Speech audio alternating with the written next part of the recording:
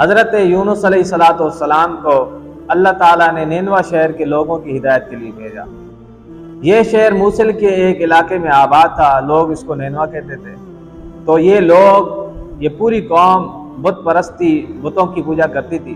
تو ان لوگوں کی ہدایت اور رہنمائی کے لیے اللہ تعالیٰ نے حضرت یونس علیہ السلام کو بھیجا۔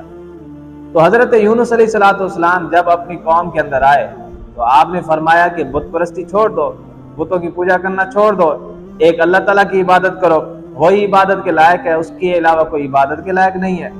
اور اس کا کوئی شریک نہ بناؤ۔ تو کتب تفاسیر کے اندر آتا ہے کہ حضرت یونس علیہ السلام نے 40 برس تک ان کو واعظ و نصیحت فرمائی، اپنی قوم کو 40 سال تک سمجھاتے رہے، لیکن آپ کی واعظ و نصیحت کا کوئی بھی اثر نہیں پڑا، یعنی کوئی بھی مسلمان نہیں ہوا۔ تو ایک مرتبہ آپ نے اپنی قوم سے فرمایا کہ اب تم پر اللہ تعالیٰ کا عذاب آنے والا ہے۔ تو قوم کے لوگ آپس میں کہنے لگے کہ انہوں نے کبھی جھوٹ بولا نہیں ہے، لہٰذا یہ دیکھا جائے کہ رات اگر یہ اپنے شہر کے اندر ہیں جب تو کوئی خطرہ نہیں ہے، ہاں اگر یہ رات اپنے شہر کو چھوڑ جاتے ہیں تو پھر یقین کر لینا چاہیے کہ کل اللہ تعالیٰ کا عذاب آئے گا۔ یہاں میں ایک آپ کو بات بتا دوں کہ اللہ تعالیٰ کے نبی کے اندر ایک خاص بات یہ ہوتی ہے کہ کافر اگرچہ ان پر ایمان نہیں لاتے لیکن ان کو صادق و امین مانتے ہیں، جس طرح کہ ہمارے نبی علیہ السلام کو تمام کفار صادق و امین مانتے تھے۔ تو اس طرح قوم آپس میں کہنے لگی کہ اگر رات یہاں ہے جب تو کوئی خطرہ نہیں ہے، اگر رات وہ یہاں سے نکل جاتے ہیں تو پھر ہم سمجھ لیں گے کہ کل عذاب آئے گا۔ تو جب شام ہوئی قوم نے حضرت یونس علیہ السلام کو ڈھونڈنا شروع کیا، تو باوجود ڈھونڈنے کے بھی حضرت یونس علیہ السلام ان کو نہیں ملے، بہت جستجو کر لی، انہوں نے ڈھونڈ لیا، آپ نہیں ملے۔ تو قوم سمجھ گئی کہ کل اللہ تعالیٰ کا عذاب آئے گا۔ تو جیسے ہی قوم صبح کو بیدار ہوئی، انہوں نے آنکھ کھولی تو دیکھتے ہیں کہ آسمان کے اوپر کالی کالی بدلیاں چھا گئی ہیں، کالی گھٹائیں چھا گئی ہیں، اور ایک دھواں سا اٹھنے لگ گیا۔ تو قوم کو یقین ہو گیا کہ اب اللہ تعالیٰ کے عذاب سے ہمیں کوئی نہیں بچا سکتا سوائے اللہ تعالیٰ کے، کہ اس کا عذاب ابھی آنے والا ہے۔ تو وہ اپنے مال کو اور بچوں کو لے کر ایک جنگل کی طرف روانہ ہو گئے۔ تو سارے لوگ ایک جنگل میں جا کر اللہ تعالیٰ کی بارگاہ میں رونے لگے، گر گڑا کر دعا کرنے لگے۔ شوہر اپنی بیوی سے، بچے اپنی ماں سے دور ہو گئے، انفرادی طور پر ہر ایک بندہ دعا کرنے لگا، اور ایک دوسرے کے حقوق انہوں نے پورے کر دیے، اور ایک دوسرے کے حق جو مارے ہوئے تھے ایک دوسرے کو حق معاف کر دیے۔ تو اس طرح اللہ تعالیٰ نے پھر ان کی توبہ قبول فرما لی، اور اس کا ذکر اللہ تعالیٰ نے سورہ یونس آیت نمبر 98 کے اندر ارشاد فرمایا ہے، جس کا مفہوم یہ ہے کہ کوئی قوم ایسی نہیں ہوئی کہ اس نے عذاب کے وقت بخشش مانگی ہو، معافی مانگی ہو اور ہم نے ان کو معافی دی ہو، مگر قوم یونس، کہ اس نے عذاب کے وقت ہم سے معافی مانگی، بخشش چاہیے، ہم نے ان کو معاف کر دیا۔ اب یہاں ایک سوال پیدا ہوتا ہے جو کہ لبرل لوگ کرتے ہیں کہ فرعون نے بھی تو عذاب کے وقت توبہ کی تھی،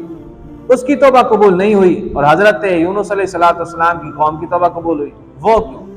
تو بھائی اس کا سمپل جواب یہ ہے کہ فرعون نے نزول عذاب کے بعد توبہ کی تھی، فرعون نے عذاب کو دیکھ لیا تھا، اس کا مشاہدہ کر لیا تھا، اور مشاہدہ کرنے کے بعد اس نے توبہ کی تھی، اللہ تعالیٰ نے اس کی توبہ قبول نہیں فرمائی۔ اور جو قوم یونس ہے تو اس نے نزول عذاب سے پہلے توبہ کر لی تھی، عذاب تو ابھی آیا نہیں تھا، ابھی تو عذاب کی علامات ظاہر ہوئی تھی، نشانیاں ظاہر ہوئی تھی، تو انہوں نے توبہ کی سچے دل سے، اللہ تعالیٰ نے توبہ قبول فرمائی۔ اب حضرت یونس علیہ السلام اپنی قوم سے نکل گئے تھے، اپنی بستی، قوم کی بستی کو چھوڑ کر چلے گئے، تو اس کا ذکر بھی اللہ تعالیٰ نے سورۃ الانبیاء آیت نمبر 87 کے اندر ارشاد فرمایا کہ وہ اپنی قوم سے غضبناک ہو کر چلے گئے، اور گمان یہ کیا کہ اللہ تعالیٰ جو ہے نا ہم پر سختی نہیں فرمائے گا، اللہ تعالیٰ مجھ پر سختی نہیں فرمائے گا۔ یعنی آپ غضبناک ہوئے اللہ تعالیٰ کی ذات کے لیے ہوئے تھے کہ اتنی سخت قوم ہے، دل ان کے اتنے سخت ہیں کہ اتنے سال میں نے واعظ و نصیحت کیے پھر بھی ان کے دل پر کوئی اثر نہیں پڑا، تو آپ اللہ تعالیٰ کی ذات کے لیے ان پر غضبناک ہوئے اور وہاں سے چلے، اور آپ نے دل کے اندر یہ گمان کیا کہ اللہ تعالیٰ مجھ پر سختی نہیں فرمائے گا، کیونکہ جو بھی نبی جس قوم کے اندر ہوتا ہے، اگر اللہ تعالیٰ نے اس قوم کو ہلاک کرنا ہوتا ہے، اللہ تعالیٰ حکم فرماتا ہے کہ آپ اپنے مومنین کو لے کر اس بستی سے نکل جائیں، تو اللہ کا نبی تب تک اس بستی سے نہیں نکلتا جب تک کہ اللہ تعالیٰ کا حکم نہ آ جائے۔ لیکن حضرت یونس علیہ السلام نے اللہ تعالیٰ کے اس حکم کا انتظار نہیں کیا، اور آپ نے یہ سوچا کہ اللہ تعالیٰ سختی نہیں فرمائے گا، لہٰذا آپ نکل گئے۔ تو آپ دریا کے کنارے پر آئے، ایک کشتی تیار تھی جس کے اندر اور لوگ بھی بیٹھے تھے، آپ اس کشتی کے اندر سوار ہو گئے۔ جب دریا کے بیچ میں پہنچے تو دریا کے اندر ایک طوفان آ گیا، بہت بڑی بڑی موجیں اور لہریں اٹھنے لگی۔ کشتی والے سمجھ گئے کہ آج ہماری موت واقع ہے۔ اس زمانے کے اندر یہ مشہور تھا اور یہ سمجھا جاتا تھا کہ اگر کوئی بندہ اپنی آقا کی، مولا کی اجازت کے بغیر کشتی کے اندر بیٹھے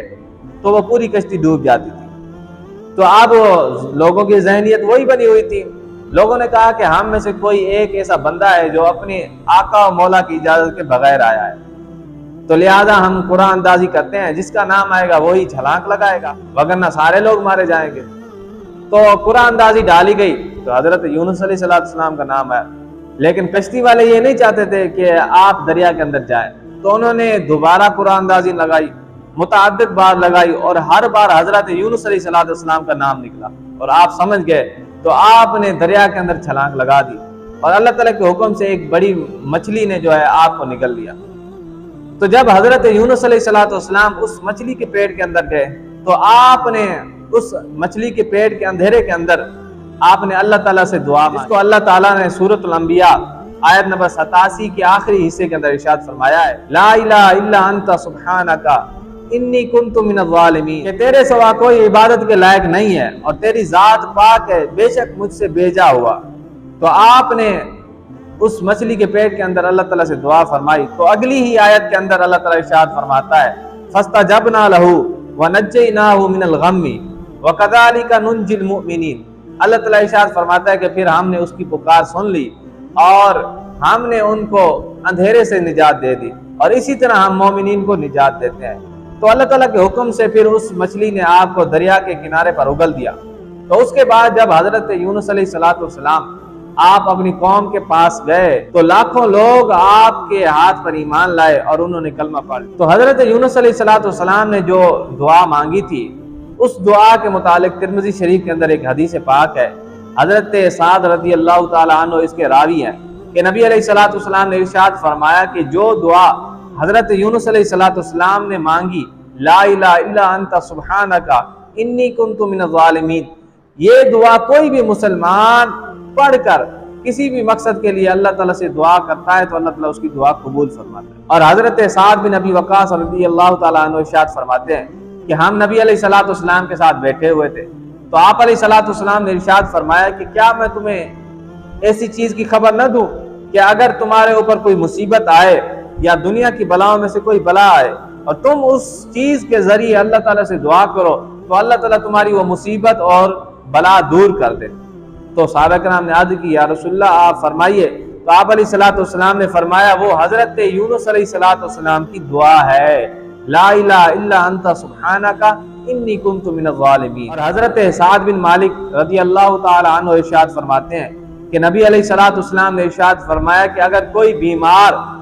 اپنی بیماری کے اندر 40 مرتبہ لا الہ الا انت سبحانک انی کنت من الظالمین پڑھے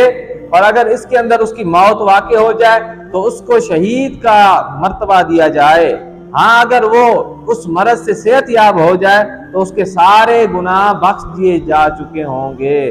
ایک شخص نبی علیہ السلام کے پاس آیا اور کہنے لگا کہ یہ جو دعا ہے لا الہ الا انت سبحانک انی کنت من الظالمین، یہ حضرت یونس علیہ السلام کے لیے خاص دی یا ہمارے لیے بھی ہے؟ تو نبی علیہ السلام نے ارشاد فرمایا کہ کیا آپ نے اللہ تعالیٰ کا فرمان نہیں سنا، وَنَجَّيْنَاهُ مِنَ الْغَمِّ وَكَذَلِكَ نُنْجِي الْمُؤْمِنِينَ، کہ ہم نے یونس علیہ السلام کو اندھیرے سے نجات دی، اسی طرح مومنین کو بھی نجات دیتے ہیں۔ تو کہنے کا مقصد یہ تھا کہ یہ ہر مومن و مسلمان کے لیے ہے، ہر کوئی پڑھ سکتا ہے۔ تو ہمیں بھی چاہیے کہ ہم اپنے مصیبتوں اور بلاؤں کے وقت اللہ تعالیٰ سے یہ دعا پڑھ کر دعا مانگیں، تو اللہ تعالیٰ انشاءاللہ ہماری ہر دعا کو قبول فرمائے گا۔